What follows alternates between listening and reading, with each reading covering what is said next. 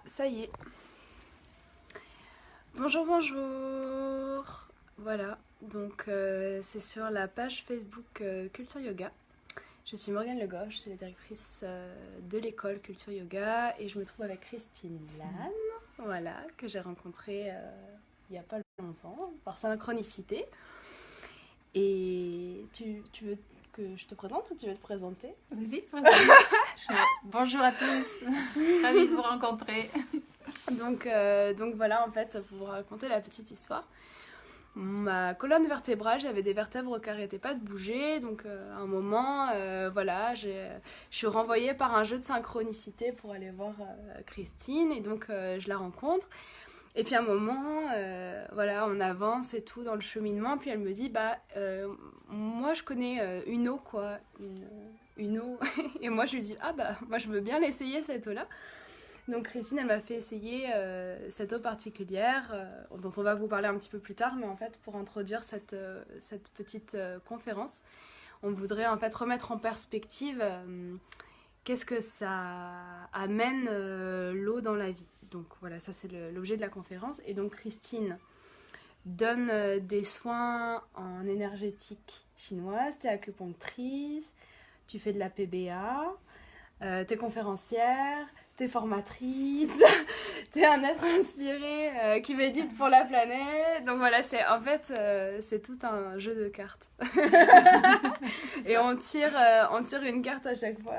Donc voilà, beaucoup de talent en tout cas. Et aussi, donc c'est une distributrice de cette eau en fait qu'on utilise du coup maintenant toutes les deux. Et on va vous en parler. Mais d'abord, on va commencer par un peu de théorie.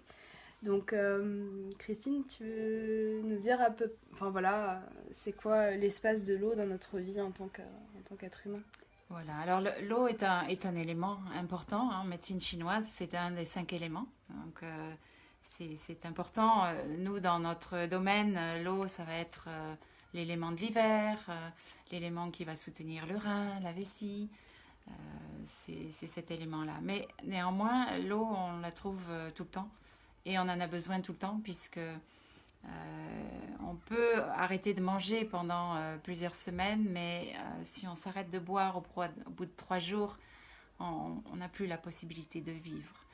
Donc vraiment, l'eau devient un élément vital important dans notre vie, aussi bien à l'extérieur, dans notre environnement, que dans notre corps. Alors, nous avons des théories différentes dans le pourcentage d'eau qui est contenu dans un corps. Mais ici, j'ai amené un tableau. Alors, ouais. Je ne sais pas si on va vous allez le voir, mais on va vous l'expliquer. Hein. Donc là, on a donc le poumon avec 83%, les muscles 79%, le sang 79%, les reins 79% aussi, et le cerveau 73%. Dans le pourcentage, hein. Après c'est contenu surtout au niveau de la cellule. Le cœur 73%, le foie 71%, la peau 64% et les os 31%. Donc voilà, donc le pourcentage d'eau dans un corps humain va varier entre 60 et 75, même 80% en fonction de l'âge de la personne. Un nourrisson qui vient juste de naître va être beaucoup mieux hydraté. Donc on va arriver presque à 80% d'eau. Au fur et à mesure que cette personne grandit, le pourcentage d'eau dans le corps va diminuer. Et les personnes âgées, justement, on nous dit tout le temps, il faut penser à les faire boire. Bien sûr. En effet, parce que le pourcentage d'eau qu'ils contiennent dans le corps est bien plus faible. Donc ce sont du coup des personnes plus délicates, vis-à-vis desquelles nous avons vraiment besoin de porter une attention extrême par rapport à l'hydratation. Alors déjà, vous voyez que dans un corps, en moyenne, l'hydratation va varier selon les organes et les viscères. Et dans la cellule, on arrive quand même jusqu'à 99% d'eau à l'intérieur d'une cellule. Donc le reste, c'est le noyau, c'est la membrane, ce sont les petites molécules qui sont à l'intérieur de cette cellule. Donc, une cellule, pour bien fonctionner, a besoin d'être hydratée. Le docteur Badmanjeli, qui était un Indien, maintenant il est décédé depuis longtemps, Et dans les années 1930, c'est lui qui a mis en évidence en écrivant son premier livre sur l'importance de l'eau à l'intérieur du corps. Oui. Si bien que, en tant que médecin, quand quelqu'un arrivait en consultation, il lui disait, cette personne, oh, j'ai mal ici, j'ai mal là. Et le docteur lui donnait d'office 2 verres d'eau à boire.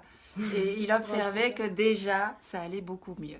Donc, c'est lui qui a été, on va dire, dans notre monde actuel, un précurseur dans l'importance de l'apport hydrique pour une meilleure santé chez l'être humain. Je vous mettrai les sources en dessous de la vidéo si vous êtes curieuse et que vous voulez creuser vraiment le sujet. Oh, il y a de quoi. Franchement, il y a de quoi. C'est un vaste sujet. Et alors, ce qui se passe, c'est que lorsque le corps reçoit de l'eau, c'est déjà une chose. Il faut qu'il en reçoive pour vivre. Hein, c'est ce qu'on vient de comprendre, du coup, maintenant. Et également, il a besoin d'avoir une bonne eau. Alors, qu'est-ce que c'est la bonne eau ? Oui. Alors, une bonne eau, c'est une eau qui va être finalement vivante, qui va être dynamique, qui va nous apporter un bien-être instantané parce qu'elle a la capacité de rentrer à l'intérieur des cellules rapidement. C'est une eau intelligente, en fait. C'est une eau rapide, qui a du mouvement. Voilà. Alors, évidemment, pour ceux qui vivent en montagne, au bord d'une rivière, d'un cours d'eau, c'est l'idéal. Ouais.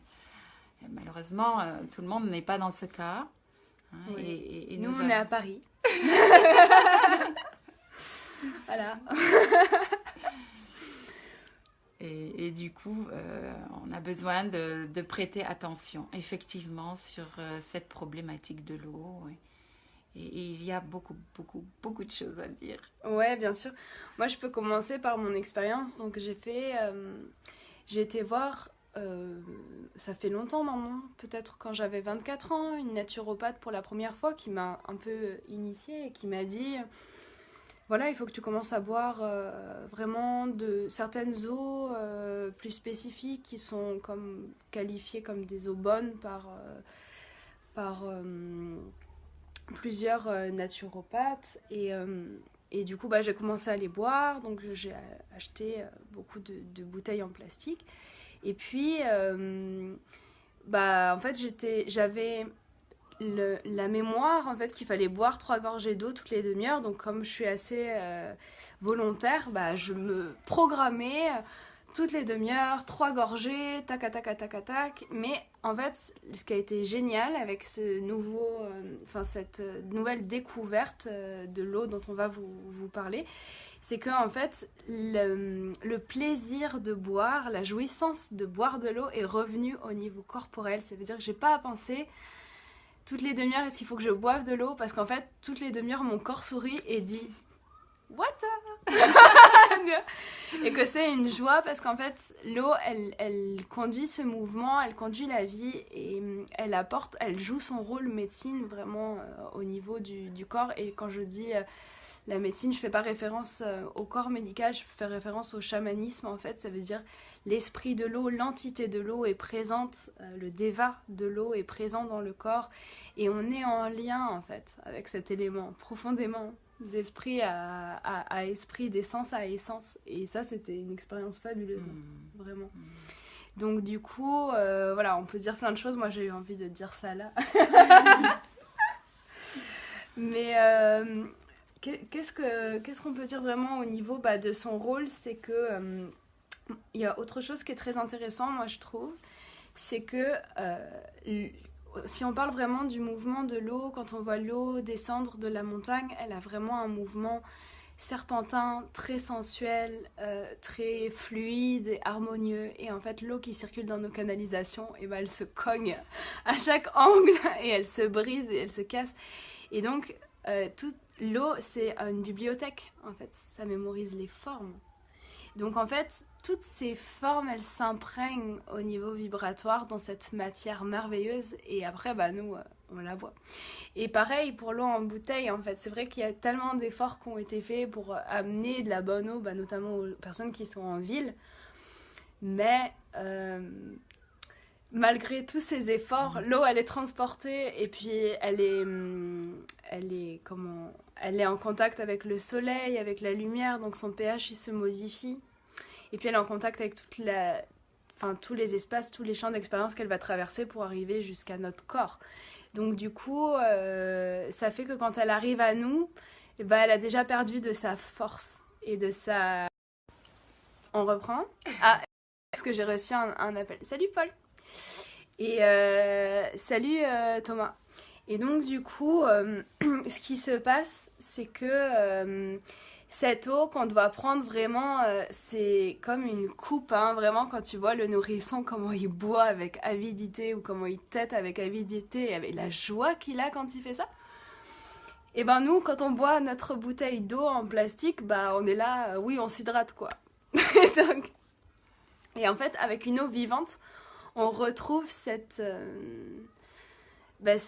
envie en fait d'en découdre, de mordre la vie, on retrouve cette libido, cet élan, et en fait l'eau joue son rôle, elle amène de la force, elle amène de la vie, elle amène du mouvement dans le corps, et elle amène cette espèce de structure qui va passer directement par la cellule, qui fait qu'aussi, moi ce que j'ai senti, c'est que la cellule était plus responsive dans le sens où en fait elle prenait vraiment la forme de notre intention, un tant soit peu qu'on maintienne la concentration, et donc l'eau devenait aussi vraiment comme dans la cellule, elle prend vraiment la forme de notre intention et puis elle nous soutient énergétiquement dans ça tout au long de la journée. Moi je me sens moins fatiguée, je dors bien, je respire bien, mon ventre il est souple, ma peau elle est douce. Enfin voilà, je retrouve en fait des qualités de simplicité de l'enfance qui sont merveilleuses, de bien-être en fait. Et du coup, la place de l'eau, en fait, avant, c'était vraiment une place qui était comme mécanique et ça redevient une place organique. Et ça n'a pas de prix. Parce que c'est la jouissance d'être en lien avec les éléments. Donc, et avec la vitalité. Bon, ça, c'est mon côté plus d'expérience personnelle, mais on peut revenir à plus de théorie. Mais c'est vrai qu'il y a un dicton qui dit changez votre eau, changez votre vie. Et c'est vrai que c'est un courant de vie. Et le courant de vie doit être maintenu, à mon sens, vivant, en fait, du début à la fin. Et cela, justement, dans des milieux citadins, où ce mouvement de vie est haché fréquemment par des facteurs concourant à une acidité dans le corps, qui sont par exemple les pollutions des téléphones, de la Wi-Fi, des antennes satellites, qui sont à haute dose dans les milieux citadins. C'est ça, ces vibrations. Si je m'arrête simplement à ce type de vibrations-là, ça va générer des fréquences qui font vibrer les cellules du cerveau d'une manière qui n'est pas celle de la vie dans le corps lui-même. Donc ça crée des micro-vibrations qui perturbent la concentration, qui perturbent l'état général du corps, donc la fatigue. Qui pollue en fait. Qui pollue, oui. Ouais, c'est une pollution. Voilà, je ne sais pas si vous avez observé... Quand, par exemple, pour moi, si je pars de Paris pour quelques jours, 2-3 jours, même une journée, je sens que ça se calme au niveau de la tête. C'est comme s'il y avait un brouhaha qui s'arrêtait ou qui se calmait en tout cas. Donc la pollution des Wi-Fi, par exemple, est une pollution importante. Et si on a la possibilité de s'altérer avec une eau qui va nous soutenir dans ce module de vie, en fait, on va pouvoir être plus résistant à ces perturbations. Résistant, c'est vraiment le mot. Hein. Résistant. Est-ce que j'ai une question. Est-ce que ces pollutions, en fait, elles font que les cellules bougent beaucoup plus qu'en temps normal ? Et que du coup, ça crée aussi de l'acide lactique, ce qui fait que ça va augmenter l'acidité du corps. Oui, alors la vibration artificielle de ces ondes de Wi-Fi et autres, enfin des pollutions électromagnétiques en général, font vibrer les cellules sur une fréquence qui est différente de celle de la vie normale, de la vitalité de la cellule. Donc, elle est plus en phase avec ce qu'elle est censée faire, cette cellule. Ouais, et ça crée un micro-stress. Voilà, mais c'est physiologique en Voilà. fait, c'est pas... Et l'acidité qui est produite, alors je ne sais pas s'il y a de l'acide lactique ou d'autres acides, là dans le détail, je n'ai pas les compétences pour répondre là tout de suite à cette question. Mais le stress qui est généré va endommager la cellule elle-même, va l'encombrer de déchets. Et le fait de cet encombrement intérieur intracellulaire va empêcher la mitochondrie, qui est un tout petit organisme dans la cellule, de sécréter l'hormone qu'on appelle le glutathion. Et le glutathion est une hormone qui permet de donner de la vitalité et de l'antioxydation au niveau du corps. Donc cette association de stress intracellulaire va fatiguer la cellule, va l'encombrer, l'empêcher de fonctionner comme elle devrait physiologiquement parlant, et va empêcher la production naturelle de l'antioxydation. Vous savez, l'antioxydation, c'est la capacité à enlever les déchets, les toxines dans un corps.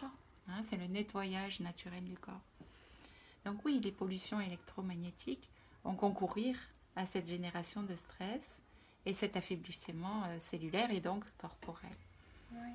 Donc l'eau va nous soutenir en inverse pour nous permettre, dans un milieu de citadins, de mieux fonctionner. Ouais, au niveau des éléments, parce que moi je le vois un peu comme ça, tu peux me dire si c'est ça. Mais en fait, quand on est stressé, on augmente l'élément feu. Donc du coup, en fait, on s'acidifie, donc en fait, on brûle. Hein. Et donc, ça détruit aussi le corps. Bon, ça fait partie du processus création-destruction. Mais quand on ramène une eau suffisamment powerful, vitale, ça revient à équilibrer le rapport entre l'eau et le feu pour trouver la voie du milieu. Donc en fait, finalement, si vous êtes abonné à cette page et que vous voyez cette vidéo, c'est forcément que quelque part, vous avez entrepris un cheminement à un certain niveau pour vous-même. Donc on fait tous des efforts pour aller vers le meilleur de nous-mêmes. Mais bon, en faisant ces efforts-là, si on n'a pas déjà cet équilibre basique, en fait, d'équilibre entre l'eau et le feu, cette voie du milieu où la fertilité de vie est possible, où on peut vraiment manifester nos élans, quoi, les descendre dans la matière, on la lutte beaucoup et en fait on augmente le feu en continuant à lutter. Donc c'est important, en fait, le monde il a changé, hein. La pollution elle a changé. Tout ça a évolué, c'est important maintenant qu'on trouve des réponses et des outils énergétiques pour nous amener vers nos aspirations, ce qu'on a vraiment envie de manifester. Et donc du coup c'est vrai, moi j'ai ma tante qui me dit mais quand on commence à cheminer spirituellement on doit acheter plein de trucs, on doit s'équiper. Mais oui, mais c'est vrai. Mais c'est chouette aussi parce que c'est cohérent, ça veut dire que on est dans un monde et puis on s'adapte en fait, on est comme l'eau. En fait, on trouve des solutions pour que ça fonctionne. Donc ça, moi, j'ai trouvé que c'était un des outils les plus puissants que j'ai rencontrés depuis que je débute. Et ce qui est génial, c'est que c'est le plus simple, en fait. Donc c'est pas c'est pas quelque chose qui vient d'une boutique, c'est sûr. Donc maintenant on va vous parler un petit peu, on va vous introduire un petit peu à cette eau-là en fait. Est-ce que tu peux nous parler donc de ta rencontre avec cette eau particulière et on peut dire que c'est Kangen. Voilà. Ok, très bien. Ça remonte à 5 ans. Je traversais une période de ma vie assez houleuse et dans laquelle je sécrétais intérieurement beaucoup d'émotions perturbatrices et de peur, donc d'angoisse, de frustration qui acidifient le corps. Et donc cette acidification du corps n'est jamais bonne en général parce que ça amène à des pathologies ou des maux, etc. Du coup, la recherche pour lutter contre cette acidité, tout en étant venue sur Paris, donc j'avais en plus l'acidité citadine, de la pollution, on en a parlé. On a parlé de la pollution électromagnétique, mais on a la pollution de l'air aussi, qui va acidifier les corps. Tout cet ensemble de choses. Et du son aussi. Oui. Parce que le son, en fait, notre cellule, elle prend la forme de plein de mandalas. Au contact du sang et au contact des intentions. Donc elle bouge.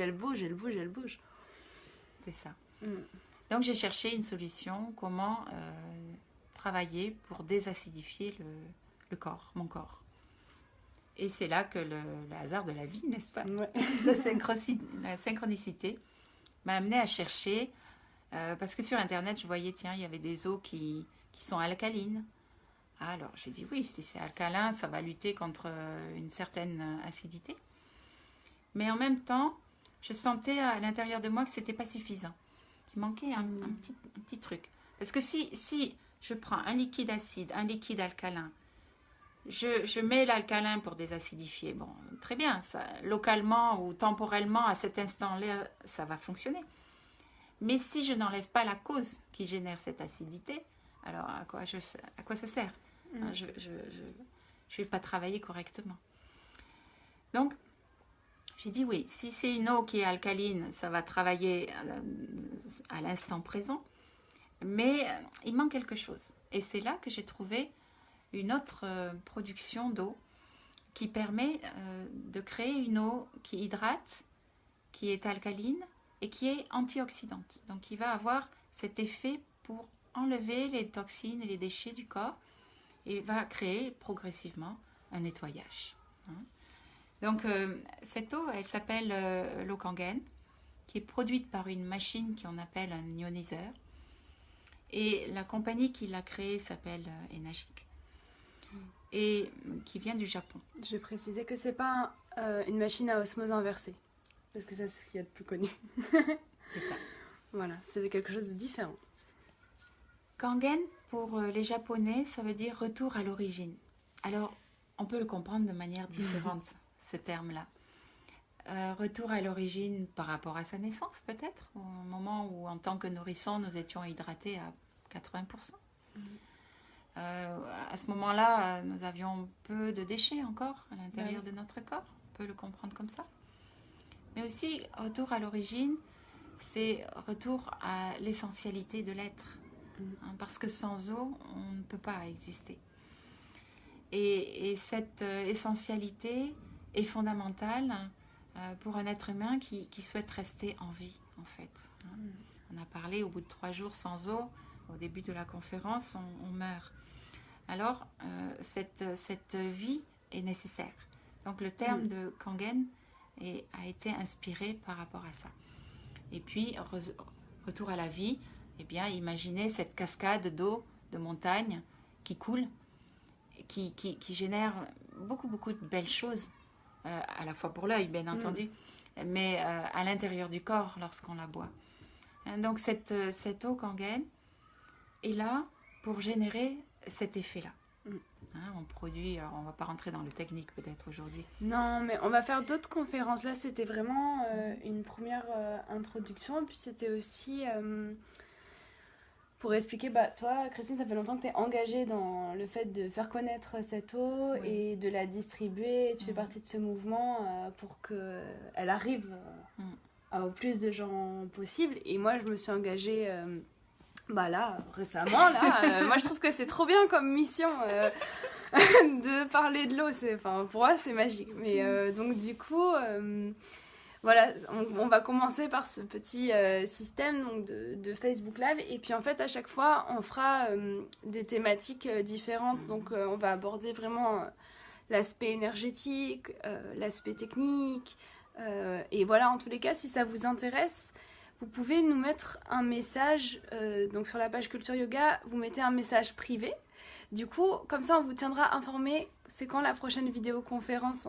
Et puis, on pourra comme ça commencer à créer un intérêt, des cercles. Et puis, à terme, si vous voulez essayer, on peut voir comment ça peut se mettre en place. Donc voilà, si vous raisonnez, si vous rentrez en résonance avec ce qu'on est en train de tisser. Donc voilà pour aujourd'hui, je pense que c'est chouette. Donc merci pour ceux qui ont pris le temps de nous regarder. Salut Hugo, salut Christine. Et puis nous, on a eu du plaisir, je pense. Oui. Moi, je suis ravie d'avoir rencontré Morgane parce que vous voyez... comment l'eau tisse des liens incroyables, des synchronicités fabuleuses. Ouais. Et je suis vraiment ravie d'avoir fait la connaissance d'un être très particulier. Donc, voilà. Donc, on va vous laisser.